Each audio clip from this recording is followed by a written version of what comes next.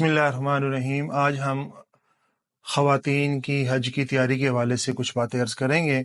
سب سے پہلے تو حج کی الحمدللہ تقریباً درخواستیں اور فلائٹیں شروع ہونے والی ہیں قریب، اور اس کا شیڈول سرکاری طور پر بھی آ چکا ہے۔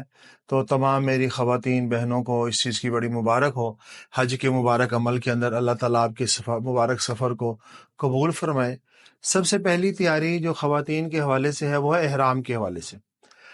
اس میں جو غلط فہمی جو پائی جاتی ہے خواتین کے اندر وہ یہ ہے کہ خواتین یہ سمجھتی ہیں کہ احرام کے اندر ہمارا سفید سوٹ ہونا چاہیے یا فلاں چیز ہونی چاہیے، حالانکہ عورتوں کے لیے احرام وہی ہے جو عرف کے اندر وہ عام کپڑے پہنتی ہیں، اور صرف اتنا کہ اپنے چہرے کو نہ ڈھانپے۔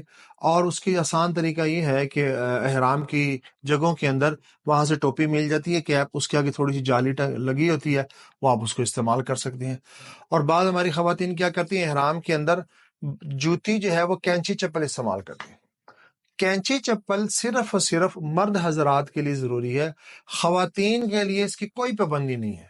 لہذا خواتین کو چاہیے کہ حج کے سفر کے اندر احرام کے لیے اور حج کے جتنے بھی ارکان کرنے اس کے لیے جوتے خریدیں، یعنی بوٹ خریدیں، کوئی کمفرٹیبل جو ہے بوٹ خریدیں جس کے ذریعے چلنا، لمبا سفر کرنا ہو تو اس کے لیے آسان ہو۔ تو پہلی بات احرام کی تیاری ہے۔ احرام کی تیاری کے لیے کینچی چپل خواتین کے لیے ضروری نہیں ہے، اور نہ ہی ان کو پہننا چاہیے، اس وجہ سے کہ ان کے پاؤں کے زخمی ہونے کا اندیشہ ہے۔ اچھے بوٹ لیں، جوگر لیں، ان کا استعمال کرنا یہیں سے شروع کر دیں تاکہ پاؤں ان کے موافق جو ہے نا وہ آ جائے۔ دوسری تیاری جو خواتین کو کرنی چاہیے حج کے حوالے سے وہ ہے فرض نماز کا اہتمام کرنا۔ دیکھیں خواتین اکثر ہماری گھروں کے اندر نماز پڑھتی ہیں، اور حج کے اندر آپ کو نماز انشاءاللہ امام کے پیچھے پڑھنی پڑے گی۔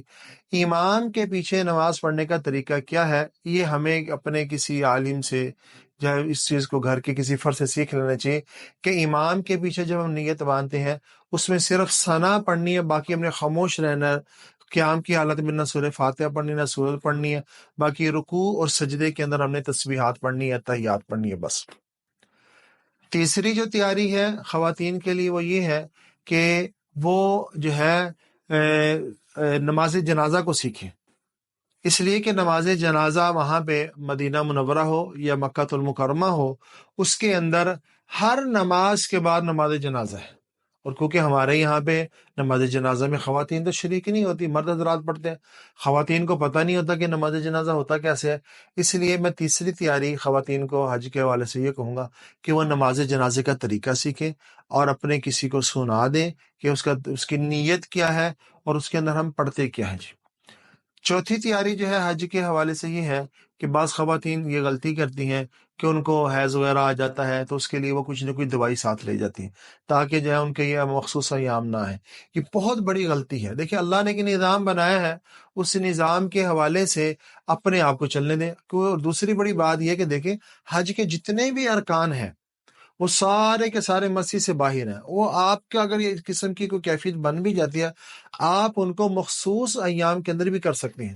مینا کے اندر جانا ہے، جمرات کرنی ہے، شیطان کو کنکریاں مارنی ہے، جتنے بھی اعمال ہیں، صرف اور صرف طواف کیونکہ بیت اللہ کا جو ہے وہ مسجد کے اندر ہوتا ہے، وہ آپ کا پاک ہونا ضروری ہے۔ اور اگر آپ کے اوپر یہ حالت ہے تو آپ ایک دو دن اس کو موقوف بھی کر سکتے ہیں، اس میں کوئی ایسی بات نہیں ہے۔ جی اور یہ چار تیاریاں بڑی اہم ہیں۔ اور پانچویں اور آخری تیاری حج کے حوالے سے خواتین کی یہ ہے کہ وہ اپنے لیے تھوڑا سا رستے کو سمجھیں، اور ایسا نہ ہو کہ وہ وہاں پہ گم ہو جائے۔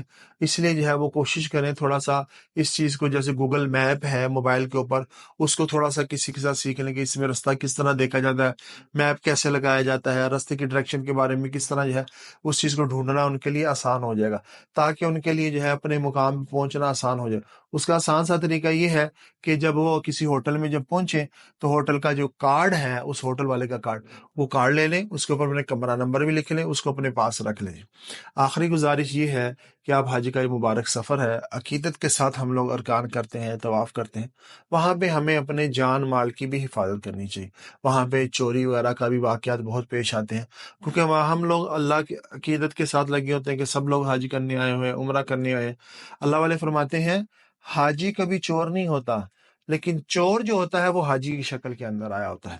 تو ایسا نہ ہو کہ کیونکہ ہم اپنی دعا میں لگے ہوئے ہیں اور وہاں پہ کیونکہ بھیڑ ہوتی ہے، رش ہوتا ہے، ایسا نہ ہو کہ آپ کا کوئی موبائل چوری کر لے، آپ کو کوئی پیسے چوری کر لے۔ اس لیے کوشش کریں اپنے پیسوں کو کسی محفوظ جگہ کے اندر رکھیں، تاکہ جو ہے ہم بھی اپنے جان مال کی حفاظت کر سکیں اور کوئی دوسرا مسلمان بھی اس جو ہے وہ گناہ گار ہونے سے بچ جائے۔ اللہ تعالیٰ سے آپ اس مبارک سفر کے اندر آپ جو ہے جائیں، وہاں پر جو ہے ایک بات آخری یہ ہے، تلبیہ اپنا ضرور درست کر لیں۔ لبیک اللہم لبیک، لبیک لا شریک لک لبیک، ان الحمد والنعمت لک والملک لا شریک لک۔ یہ الفاظ جو ہے ہم کسی کو سنا بھی دیں، کیونکہ تلبیہ کا ایک مرتبہ پڑھنا یہ واجب ہے، اس لیے ہمیں ان کے الفاظ کو صحیح درستی کے ساتھ پڑھنا چاہیے۔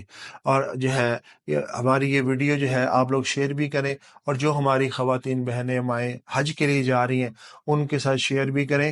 اور اگر آپ کے ذہن کے اندر بھی کوئی رائے ہے کہ خواتین کو اس حوالے سے اس کی تیاری کرنی چاہیے، وہ آپ کمنٹس کے اندر اس کو لکھ بھی سکتے ہیں تاکہ دوسروں کو فائدہ ہو۔ السلام علیکم ورحمۃ اللہ۔